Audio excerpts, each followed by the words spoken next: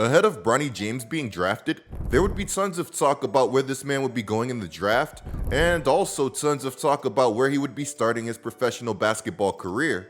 And let me say this whole process has been one huge, beautiful mess. 1 year ago, people were saying that McDonald's All-American Bronny James should be a lottery pick. The next year, after he'd suffered from cardiac arrest and averaged just 4.8 points in college, we'd have people saying that he doesn't even belong in the NBA. But regardless of what anybody felt, July 8th, Bronny James would get drafted 55th overall to the Los Angeles Lakers. Here, he'd get the opportunity to not only play alongside his father, but also the opportunity to prove all who have doubted him wrong. And let me tell you guys that there are a lot of doubters. And with Bronny's preseason debut, those doubters would be as loud as ever.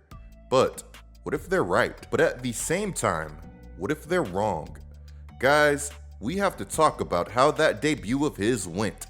But first, today, my favorite way to play daily fantasy, also known as Underdog, is giving us a free square on my favorite day of the week. With this free Dak Prescott square, all this man has to do is pass for a single yard and this square wins. You guys already know that I had to put this square to work, so I paired this one with Stephon Diggs going over 58.5 receiving yards in what could be a revenge game for him against the Buffalo Bills. Now, when you guys click the link in the description below to sign up, make sure that you use my code COOP, because with code COOP, you can get up to $1,000 in bonus cash along with a free pick. And it's also a great way to support the channel. Thank you, Underdog, for the sponsor.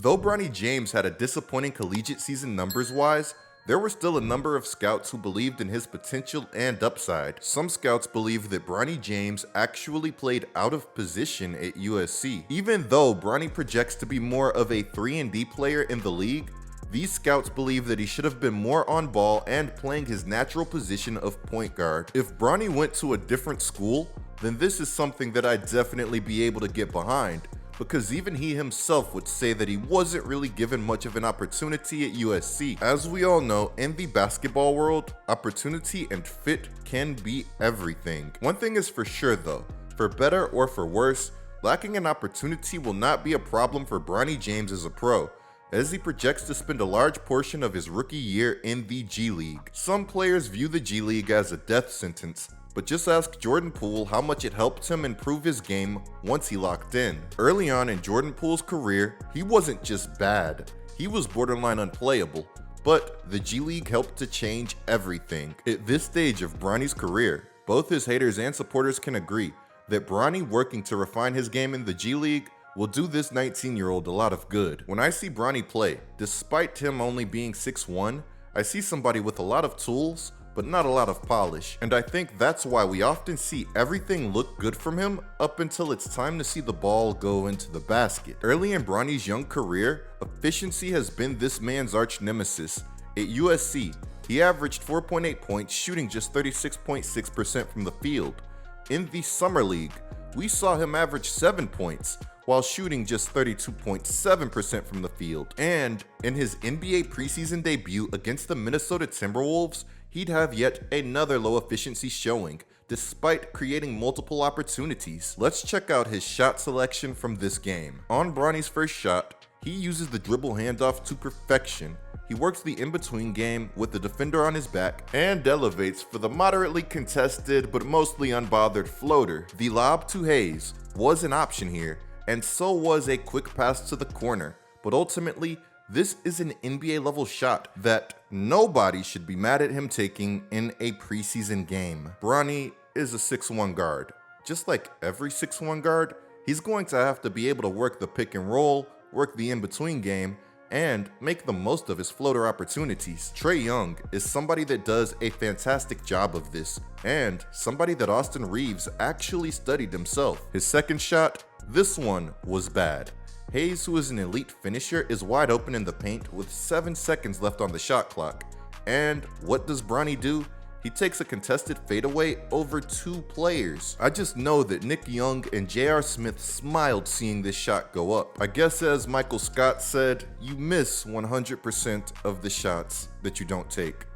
and I wish he didn't take that one. His third shot would be a wide open three. He misses it, but it's a good shot, and it's one that he's more than capable of knocking down. Even the best shooters in the history of the game have missed wide open threes, and some of their misses look a lot worse than Bronny's there. He missed a three, but as long as his confidence stays high, that miss is no big deal. On his fourth shot, he calls his own number with an isolation, and though he gets his shot off cleanly here, and the shot clock is winding down a bit, I'd like to see him create a little more space against the 6'10", 233-pound Luka Garza, who, shout out to him, is in phenomenal shape right now. But phenomenal shape or not, Luka Garza isn't Bam Adebayo.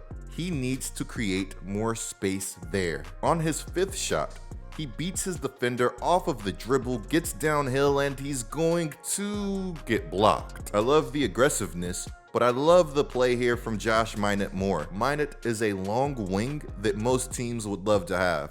He had a great game against the Lakers and should crack Minnesota's rotation this year with his versatility. Some of you might not like this, but I see some Jalen Johnson to his game. And if you've been following this channel for a while, then you know exactly how much respect I have for Jalen Johnson's game. So on his last shot, he'd do a great job of attacking the closeout, using his body and the rim on this reverse to help protect him from any potential shot blockers. This was a good rep. Offensively, Bronny finished this game going 1 of 6 from the field for 2 points with 1 assist and 1 turnover. It's clear that Bronny has a lot to work on offensively. Standing at just 6'1", I'd love to see Bronny become a high-level knockdown shooter.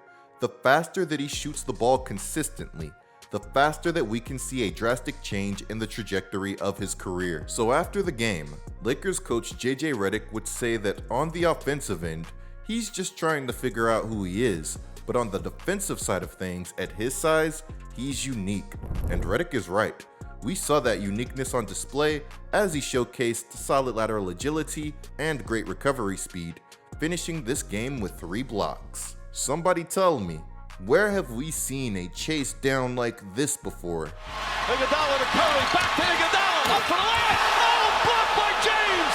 LeBron James with the rejection. It's not quite the same, but it's still cool to see. But as somebody who has played a lot of big and blocked a lot of shots, as nice as those highlight blocks can be, Bronny still does have to stay more disciplined on defense if he wants to unlock his true defensive potential, which is big because defense is a huge selling point when it comes to Bronny James. Due to the defensive upside that he possesses, a lot of scouts have compared Bronny James to off-ball defensive players such as Patrick Beverley and DeAnthony Melton. Both of these guys are very solid NBA role players who, as JJ Redick likes to say, impact winning. Here's to hoping that Bronny, playing a bit nervous this game and forcing the issue, gets ironed out with time.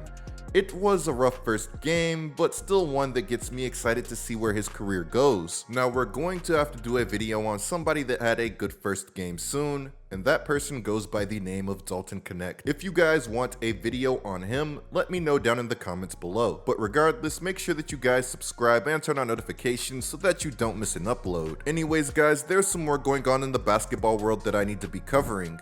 Clicking the video on the screen right now and using code COOP for Underdog are great ways to support this channel. I'm GetLikeCoop, bringing you guys the scoop until our next upload.